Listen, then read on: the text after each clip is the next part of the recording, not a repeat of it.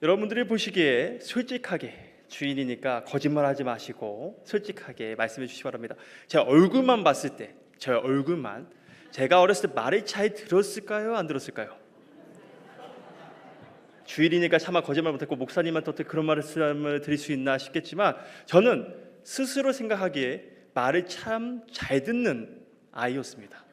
스스로 생각하기에 나 정도면 부모님 속도 안 썩이고, 나 정도면 착하게 말도 잘 듣고 잘 컸다, 나중에 아이를 낳으면 나 정도 되는 아이 키우면 참 육아하기가 편하겠다라는 생각을 하면서 교만하게 살아왔는데, 제가 이 말씀을 준비하면서 어렸을 때 생각을 해보니까 이 말씀이 기억이 나요. 특히 어머니께서 이런 말씀 많이 하셨는데, 대한민국 어머니들은 놀라운 능력을 하나 가지고 있습니다. 제가 보니까요, 아버지가 아니라 어머니들, 어떤 능력이 있냐, 자신의 자녀를 3초 안에 변화시킬 수가 있어요. 어떤 이야기면, 너 이거 해, 3초, 셋 동안 해, 하나 둘 하면 어떻게 될까요? 아이들이 해요. 엄청난 능력입니다. 3초 안에 말을 듣게 하는 엄청난 능력. 제가 어렸을 때 그 얘기를 상당히 많이 들었던 것 같습니다. 세하나, 너 이거 해, 하나 둘. 그렇게 훈련을 받다 보니까 스스로 제가 생각할 때 나는 부모님 말씀을 참 잘 듣는 아이였다라는 생각을 했습니다.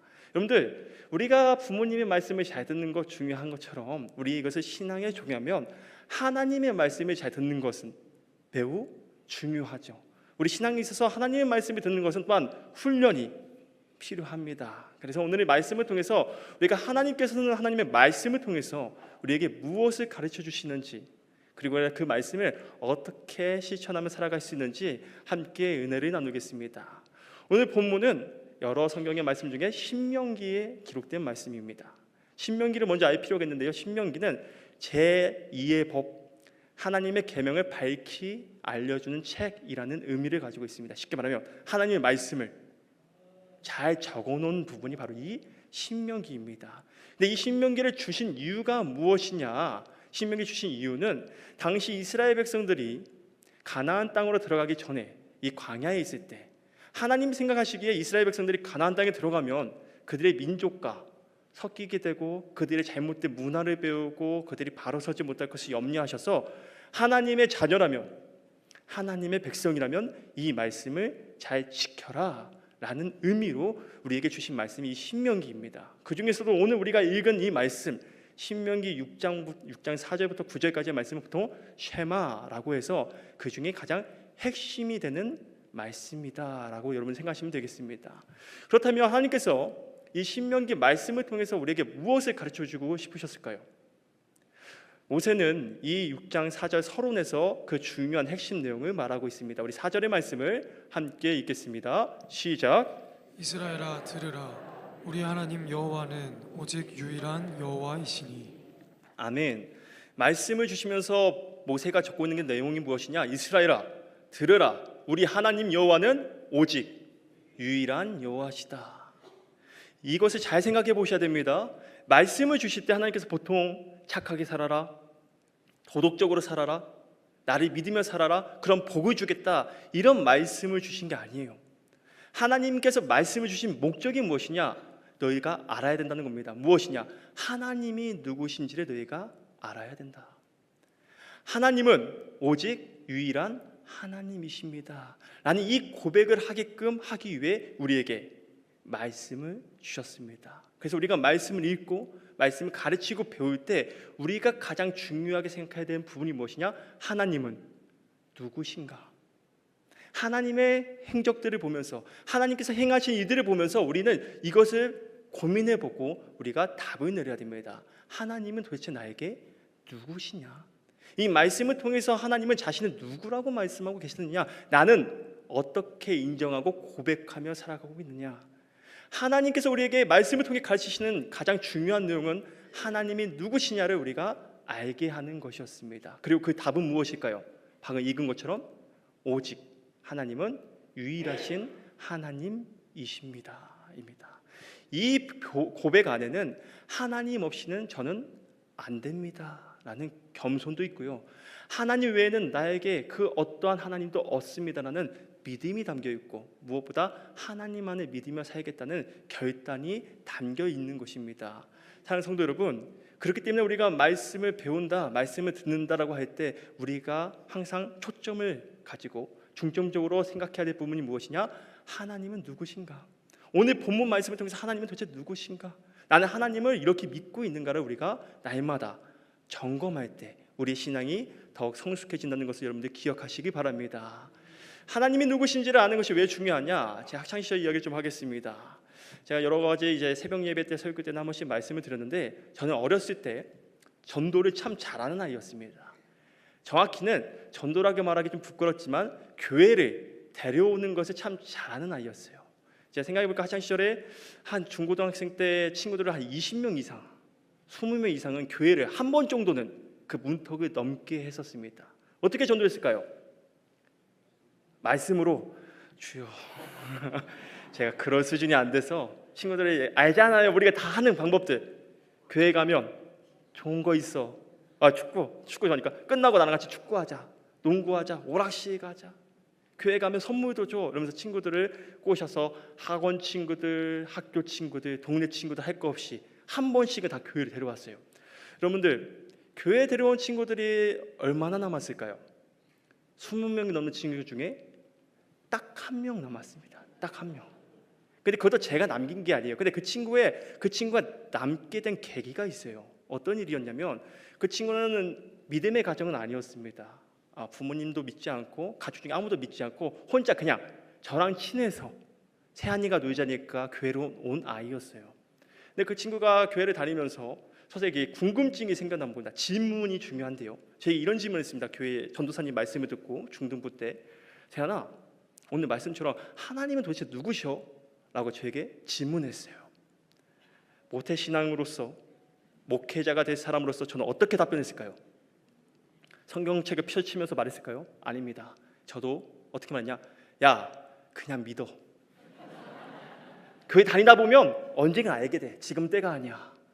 왜 이런 말을 했을까요? 제가 모태신앙이고 저 또한 목회자가 되겠다고 어렸을 때부터 기도로 준비했지만 정확하게 하나님이 누구신지를 딱 말하지 못했다는 겁니다.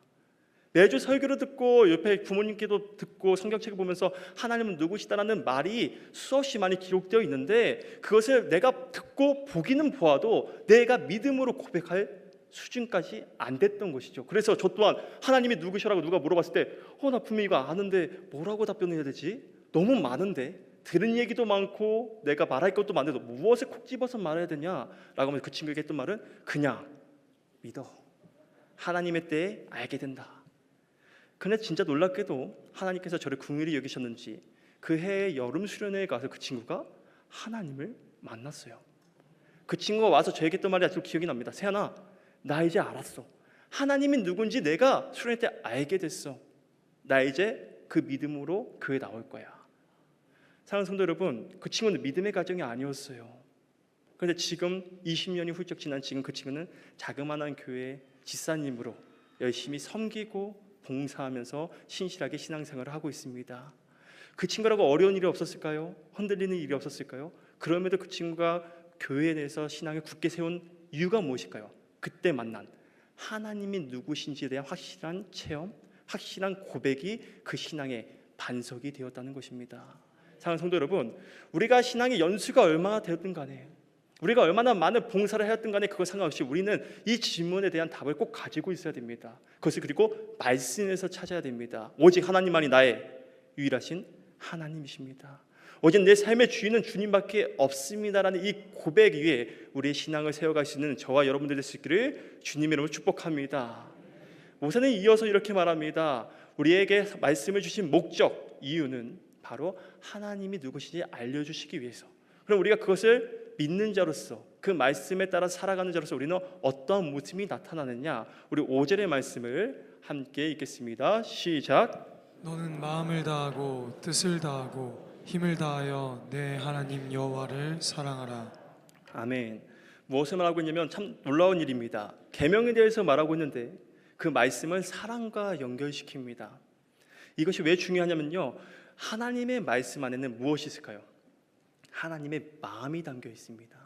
우리를 향한 하나님의 뜻이 담겨 있어요. 근데 그 뜻이 무엇이냐? 바로 사랑입니다.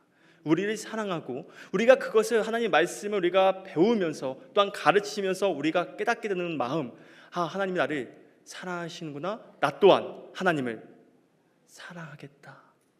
그것의 중요한 것이 무엇이냐? 바로 말씀입니다. 말씀. 제가 오래전 설교 때 한번 여러분께 예화를 들었는데 사랑의 5가지 언어라는 책에 대해서 제가 한번 설명을 드렸습니다. 여러분 아시죠? 네, 감사합니다. 네. 사랑의 5가지 언어는 쉽게 말해서 우리 인간이 살아갈 때 5개 정도 부분에서 이것을 하면 사랑을 느낀다라는 부분으로 기록한 책입니다. 뭐 함께하는 시간, 그리고 인정하는 말, 선물, 봉사, 스킨십, 외울 필요는 없어요. 이 5개 정도가 있는데 저는 이 중에 가장 제가 이것을 했을 때 사랑을 받는다고 느껴요. 어떤 걸까요? 보통 남자들이 대부분 느끼는 인정하는 말.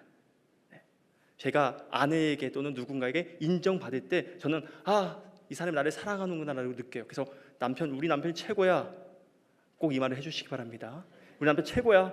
당신이 최고야라는 말을 듣을 때 남자들은 지쳐도 다시 힘을 낼 수 있어요. 우리 아빠가 최고야라는 말을 들었을 때 지쳐도 힘을 낼 수 있는 것이죠. 그런데 제 아내는 좀 달라요. 제 아내가 설교 때 말하지 말라고 해서 자기 이야기 좀 제 아내는 이 5가지 언어 중에 저는 인정하는 말이 가장 중요하다면 제 아내는 무엇이 가장 중요하냐? 선물이 중요해요. 소소한 선물이든 비싼 선물이든 선물을 받을 때 이 사람이 나를 생각하는구나, 이 사람이 나를 사랑하는구나라고 느낀다는 거예요. 그래서 저에게는 선물은 오순이에요. 오순이. 안 줘도 그만, 안 받아도 돼. 나는 이신전심이야. 그 인정하는 말 한마디면 난 좋게 하는 사람이고, 제 아내는 인정하는 말 괜찮아, 선물을 줘. 그럼 당신 나를 이렇게 생각하는 걸 알겠어라고 생각하는 사람이에요. 두 사람이 만나 사니까 어떤 일이 생기겠습니까? 저는 끊임없이 인정하는 말을 듣고 싶어서 계속 구질구질하게 질문해요. 결혼 잘했지? 행복하지? 이런 남편 없지? 제 아내는 어떤 말 할까요? 이거 갖고 싶다. 이거 이번에 받으면 참 행복할 텐데, 이런 말을 합니다. 그렇게 3년을 살았으니까 어떨까요? 서로 사랑한다고 말하지만 평행 이론인 거예요. 섭섭해지고 서로 아쉬워지고, 왜 이 사람은 나의 이걸 몰라주는 거야? 이 사람은 왜 이걸 나를 안 해주는 거야? 라고 우리가 생각합니다.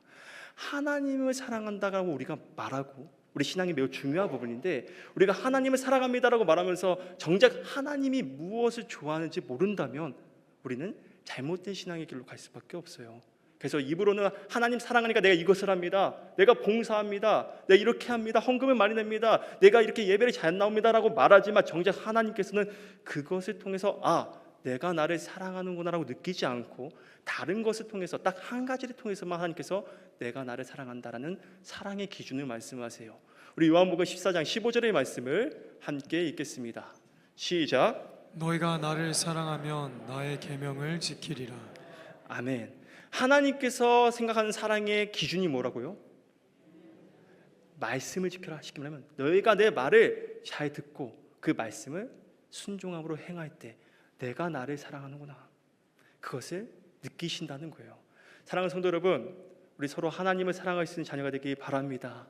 나의 방법, 나의 기준, 나의 생각으로 하나님을 사랑한다고 말하는 것이 아니라 진짜 말씀에 근거해서, 말씀에 나온 대로 하나님의 말씀에 청종하고 하나님 말씀에 순종할 수 있는 주님의 사랑받는 자녀가 되시기를 주님의 이름으로 축복합니다. 우리 좌우 앞에 서신 분들 한 번씩 이렇게 바라보면서 인사하겠습니다. 하나님을 사랑하는 자녀가 됩시다. 네. 아멘.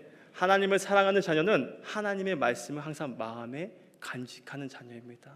하나님을 사랑하는 자녀는 하나님의 말씀을 항상 기억하는 자녀입니다. 여기서 중요한 것은 이후에 모세가 기록하는 이 6장 6절부터 9절까지의 말씀을, 그러면 어떻게 그 말씀을 구체적으로 잘 실천할 수 있느냐를 적어놨어요.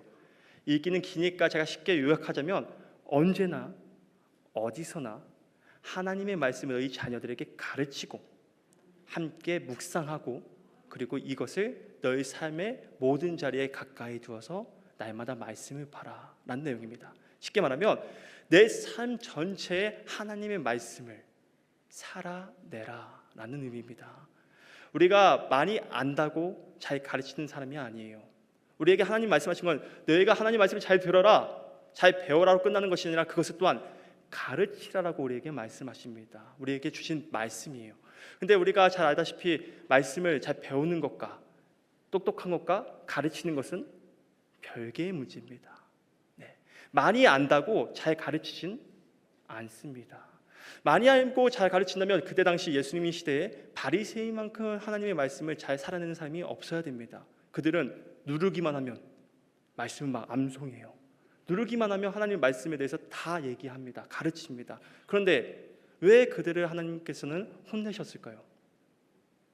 하나님의 말씀을 그들은 많이 알기는 알되 많이 듣긴 들었을 때 정작 그 말씀대로 살아내지 못했기 때문입니다.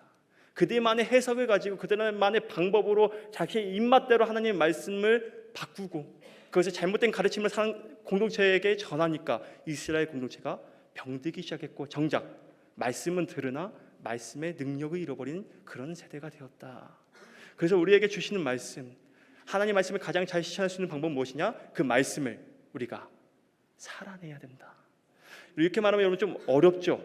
살아낸다는 게 도대체 어떤 말씀입니까? 그 말씀을 잘 철저하게 지키면서 살아가는 겁니까? 어떻게 해야 되는 겁니까? 라고 한다면 이것을 위해 이처럼 우리가 점검할 수 있도록 우리가 지금 이렇게 하나님 말씀을 살아가고 있는 게 맞나? 라고 우리에게 확인시켜주기 위해서 우리의 좋은 본이 되시는 한 분을 하나님께서 보내주셨습니다.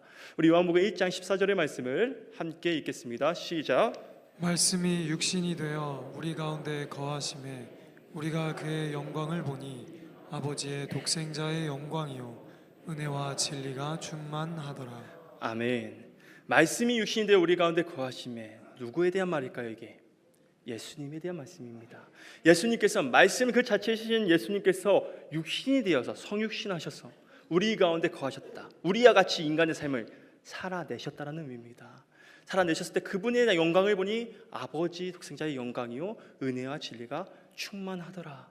즉 우리에게 말씀을 온전히 살아내시는 그 본이 되신 분이 예수님입니다. 그래서 우리가 어떻게 하면 말씀을 살아낼 수 있을까요? 라고 우리가 물어본다면 우리는 이렇게 답해야 됩니다. 예수님의 삶을 따라가는 삶, 예수님의 삶을 본받는 삶, 예수님이 우리를 사랑하셨듯이 다른 이들을 사랑하는 것, 예수님 우리를 용서하셨듯이 우리도 용서하는 삶, 예수님이 낮은 자를 섬기셨듯이 우리도 섬기는 삶, 이 예수님의 삶을 하나하나씩 따라갈 때 우리의 삶이 하나님의 말씀을 살아내는 삶으로 변화될 줄로 여러분들 믿으시길 소망합니다. 말씀을 정리합니다. 오늘 서론에 여러분들께 말씀을 드렸어요. 대한민국의 어머니에게 능력이 있다. 어떤 능력이라고 했습니까? 자녀들을 3초 안에 변화시키는 능력이라고 했습니다. 여러분들 잘 생각해 보십시오. 시간이 지나면 이게 될까요? 안 될까요? 어렸을 때는 먹힙니다. 근데 아이가 사춘기가 되고 이제 성인이 되면 어떻습니까? 말을 우리 표현으로 머리가 이제 굵어져서 제 말 안 들어요. 하죠. 이제는 하나 둘 먹히지도 않아요. 이게 하지도 않아요. 그런데 자녀들이 이젠 무섭지 않다고 부모님 그렇지 않는다고 말을 안 듣습니까? 아닙니다. 자녀들이 보통 우리가 쳐들었다고 표현하는데 말씀을 잘 들어요. 부모님의 말씀을 잘 듣게 됩니다. 그만큼 성숙해지는 것이죠. 그 성숙해지는 모습 안에는 무엇이 있는지 아십니까? 부모님의 말씀이 딱딱딱 다 맞아서 논리정연해서 나에게 맞아서가 아니라 이 말을 하시는 부모님의 마음을 헤아리는 그 시기가 왔기 때문입니다. 나를 사랑하시는 부모님의 마음, 그것을 알기 때문에 우리가 말씀을 따르는 것이죠. 우리가 더욱더 믿음으로 성숙해지기 바란다면, 우리가 영적으로 더욱더 우리가 성숙해지기 원한다면 하나님의 말씀을 사랑할 수 있기를 바랍니다. 이번 한 달, 7월 한 달 우리가 살아갈 때 말씀을 가르치고 배울 수 있는, 그리고 그것을 말씀을 살아낼 수 있는 저와 여러분들의 수 있기를 주님으로 축복합니다. 기도하겠습니다. 말씀이시고 사랑이신 하나님 아버지, 이 시간 우리에게 주님의 마음을 부어주시기를 소망합니다. 주님께서 주시는 말씀에 우리의 삶의 소망을 두게 하시고 말씀을 우리에게 가까이 함으로 하나님의 마음을 깨달아 유일하신 아버지 하나님, 그 사랑의 말씀대로 우리가 온전하게 살아내도록 동행하여 주시옵소서. 이 모든 것 예수님의 이름으로 기도합니다. 아멘. 이 시간